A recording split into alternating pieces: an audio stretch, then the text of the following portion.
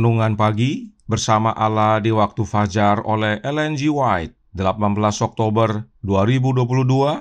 Mari kita berdoa. Bapa kami yang di sorga, Allah pencipta langit dan bumi, laut dan segala isinya, Allah yang maha besar, maha kuasa, satu-satunya Allah yang benar, yang kami sembah selalu melalui anak-Mu yang tunggal, Yesus Kristus. Terpujilah Yesus, anak Allah yang maha tinggi, yang adalah satu-satunya jalan dan kebenaran dan hidup bagi kami. Pada pagi hari ini kami bersyukur boleh bangun dan berbakti, dan sebagaimana membaca dan mendengarkan nasihat firman-Mu, kiranya ini menjadi sukacita dan pembaharuan bagi kami semua. Beserta kami sepanjang perbaktian ini, kehendak-Mu yang jadi. Ampun kami akan dosa dan salah, karena kami berdoa hanya dalam nama anak Allah yang tunggal, Yesus Kristus, yang adalah Tuhan dan Juru Selamat kami. Amin. Renungan pagi hari ini tanggal 18 Oktober tahun 2022 berjudul Pekerjaan Kristus Dinyatakan. Ayat inti terdapat dalam Yesaya 61 ayat 1 yang berkata, Roh Tuhan Allah ada padaku, oleh karena Tuhan telah mengurapi aku. Ia telah mengutus aku untuk menyampaikan kabar baik kepada orang-orang sengsara dan merawat orang-orang yang remuk hati, untuk memberitakan pembebasan kepada orang-orang tawanan dan kepada orang-orang yang terkurung, kelepasan dari penjara. Di dalam menggambarkan pekerjaannya di dunia ini, Yesus mengatakan bahwa Tuhan telah mengurapi aku untuk menyampaikan kabar baik kepada orang-orang miskin, dan Ia telah mengutus aku untuk memberitakan pembebasan kepada orang-orang tawanan dan penglihatan bagi orang-orang buta, untuk membebaskan yang tertindas. Inilah pekerjaannya. Dia melakukan pekerjaan yang baik di mana-mana serta menyembuhkan semua orang yang ditindas setan. Terdapat pula desa-desa di mana tiada erangan kesakitan di rumah manapun, karena Dia telah melaluinya, lalu menyembuhkan semua orang sakit yang ada di desa-desa itu. Pekerjaannya membuktikan bahwa Dia telah diurapi ilahi. Kasih, kemurahan, dan belas kasihan dinyatakan di dalam setiap perbuatan hidupnya. Dia jatuh hati dalam simpatinya terhadap anak-anak manusia. Dia mengenakan sifat manusia supaya Dia dapat memenuhi keperluan-keperluan manusia. Orang-orang yang paling miskin dan hina tidak takut mendekati Dia. Bahkan anak-anak kecil pun tertarik padanya. Anak-anak ini senang naik ke pangkuannya serta menatap wajahnya yang penuh pengasihan. Yesus tidak menyembunyikan sepatah pun kebenaran itu, tetapi mengucapkannya senantiasa penuh kasih. Dia mempraktekkan akal budi yang terbesar dan penuh kebijaksanaan dengan perhatian yang lemah lembut dalam hubungannya dengan orang banyak. Dia tidak pernah kasar, tak mengucapkan sepatah pun kata yang kejam, tidak pernah menyakiti jiwa orang yang peka dengan kesusahan yang sia-sia. Dia tidak menghinakan kelemahan manusia. Diucapkannya kebenaran, namun senantiasa dengan penuh kasih. Dia mencela kemunafikan, kurang percaya, dan perbuatan jahat.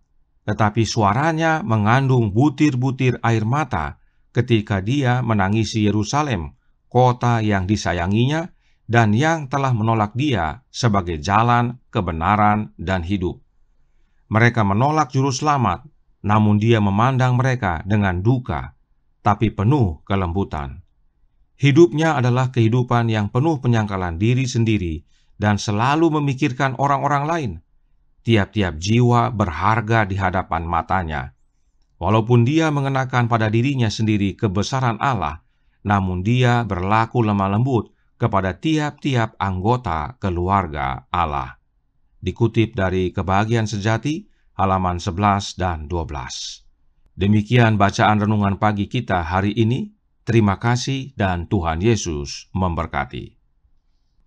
Selamat pagi saudaraku dalam Tuhan. Dalam pekabaran renungan pagi hari ini, kita akan lebih banyak mempelajari apa yang Alkitab nyatakan. Alkitab berkata dalam Matius 3 ayat 16 dan 17, berbunyi, "Sesudah dibaptis, Yesus segera keluar dari air, dan pada waktu itu juga langit terbuka, dan ia melihat Roh Allah seperti burung merpati turun ke atasnya, lalu terdengarlah suara dari sorga yang mengatakan, 'Inilah anakku yang kukasihi, kepadanyalah aku berkenan.'" Suara siapakah yang terdengar dari sorga? The Review and Herald, Maret 3, tahun 1874, paragraf 20, berkata, "Ia melihat kilatan-kilat dari langit yang tak berawan, dan mendengar kata-kata menakutkan dari Jehova. 'Inilah anakku yang kukasihi, kepadanyalah aku berkenan.'" Ia di sini adalah setan. Setan melihat kilatan-kilat dari langit yang tak berawan. Dan dia mendengar suara Jehova yang terdengar dari sorga yang berkata, "Inilah anakku yang kukasihi, kepadanyalah aku berkenan." Karenanya Jehova adalah Allah Bapa. Allah Bapa lah yang berbicara dari sorga kepada anaknya. Kemudian, bagaimana dengan Roh Allah yang turun ke atas Yesus seperti burung merpati? Ingat yang berikut ini dalam Kerinduan Segala Zaman, buku pertama, halaman 104, paragraf 2. Belum pernah malaikat-malaikat mendengarkan doa semacam itu. Mereka ingin membawa kepada panglima mereka suatu kabar jaminan dan penghiburan. Tetapi tidak, Sang Bapa sendirilah yang akan menjawab permohonan anaknya. Langsung dari tahta sorga memancarlah cahaya kemuliaannya, yaitu kemuliaan Bapa. Langit terbuka, dan ke atas kepala juru selamat turunlah cahaya yang paling suci dalam rupa seekor burung merpati, lambang yang tepat untuk Dia yang lemah lembut dan rendah hati itu. Roh yang turun seperti burung merpati adalah Rohnya Bapa. Itulah cahaya kemuliaan Bapa yang memancar dari tahta sorga. Dan cahaya itu turun dalam rupa burung merpati yang adalah lambang dari karakter Yesus yang lemah lembut dan rendah hati.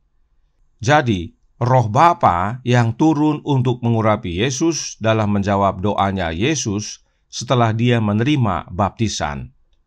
Dan hal ini sudah dinubuatkan terlebih dahulu dalam Yesaya 11 ayat 1 dan 2 yang berkata, "Suatu tunas akan keluar dari tunggul Isai, dan taruk yang akan tumbuh dari pangkalnya akan berbuah. Roh Tuhan akan ada padanya, roh hikmat dan pengertian, roh nasihat dan keperkasaan, roh pengenalan dan takut akan Tuhan." Kata Tuhan dalam huruf besar diterjemahkan dari kata Jehova, dan sebagaimana penjelasan roh nubuat, Jehova adalah Allah Bapa. Lalu siapakah tunas? Wahyu 22 ayat 16 berkata, "Aku, Yesus, telah mengutus malaikatku untuk memberi kesaksian tentang semuanya ini kepadamu bagi jemaat-jemaat. Aku adalah tunas, yaitu keturunan Daud, bintang timur yang gilang gemilang." Tunas yang dimaksud adalah Yesus Kristus, keturunan Daud, dan memang Daud adalah anak Isai. Jadi, Yesaya 11 ayat 1 dan 2 menyatakan bahwa Roh Bapa ada pada Yesus. Yesaya juga menuliskan dalam Yesaya 42 ayat 1 berbunyi, "Lihat, itu hambaku yang kupegang, orang pilihanku yang kepadanya aku berkenan. Aku telah menaruh rohku ke atasnya, supaya ia menyatakan hukum kepada bangsa-bangsa." Aku dalam ayat ini adalah Jehova, yaitu Allah Bapa. Jadi Bapa berkata bahwa Dia telah menaruh rohnya ke atas hambanya. Siapakah hamba yang dimaksudkan Bapa? Matius 12 ayat 18 menyatakan, "Lihat, itu hambaku yang kupilih, yang kukasihi, yang kepadanya jiwaku berkenan. Aku akan menaruh rohku ke atasnya, dan ia akan memaklumkan hukum kepada bangsa-bangsa." Yesaya 42 ayat 1 diulang kembali oleh Yesus dalam Matius 12 ayat 18 yang menyatakan tentang dirinya dan bahwa nubuatan Nabi Yesaya digenapi dalam diri Yesus. Kembali, Allah Bapa menaruh rohnya ke atas anaknya, yaitu Yesus Kristus. Mengapa semua kebenaran ini penting kita pahami? Agar kita mengerti makna ayat inti renungan hari ini yang berkata dalam Yesaya 61 ayat 1. Roh Tuhan Allah ada padaku, oleh karena Tuhan telah mengurapi aku. Ia telah mengutus aku untuk menyampaikan kabar baik kepada orang-orang sengsara dan merawat orang-orang yang remuk hati, untuk memberitakan pembebasan kepada orang-orang tawanan dan kepada orang-orang yang terkurung kelepasan dari penjara. Kata Allah dalam huruf besar dalam ayat ini diterjemahkan dari kata Jehovah yang sama dengan kata Tuhan dalam huruf besar. Ini adalah nubuatan tentang Yesus, di mana nantinya Yesus akan bersaksi bahwa Roh Bapanya ada padanya, bahwa Bapanya telah mengurapi dia dengan Roh-Nya. Kapan kesaksian itu terjadi? Lukas 4 ayat 1 dan 2 berkata, Yesus yang penuh dengan Roh Kudus kembali dari sungai Yordan, lalu dibawa oleh Roh Kudus ke padang gurun. Di situ ia tinggal 40 hari lamanya dan dicobai iblis. Selama di situ ia tidak makan apa-apa, dan sesudah waktu itu ia lapar. Setelah Yesus dibaptis, ia berdoa dan menerima pengurapan Roh Bapanya yang turun seperti burung merpati. Lalu oleh Roh yang sama, dia dibawa ke padang gurun.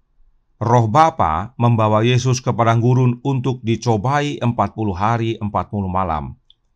Apa yang terjadi setelah Yesus dicobai di padang gurun? Lukas 4 ayat 14 dan 15 menyatakan, dalam kuasa Roh kembalilah Yesus ke Galilea, dan tersiarlah kabar tentang dia di seluruh daerah itu. Sementara itu, ia mengajar di rumah-rumah ibadat di situ, dan semua orang memuji dia.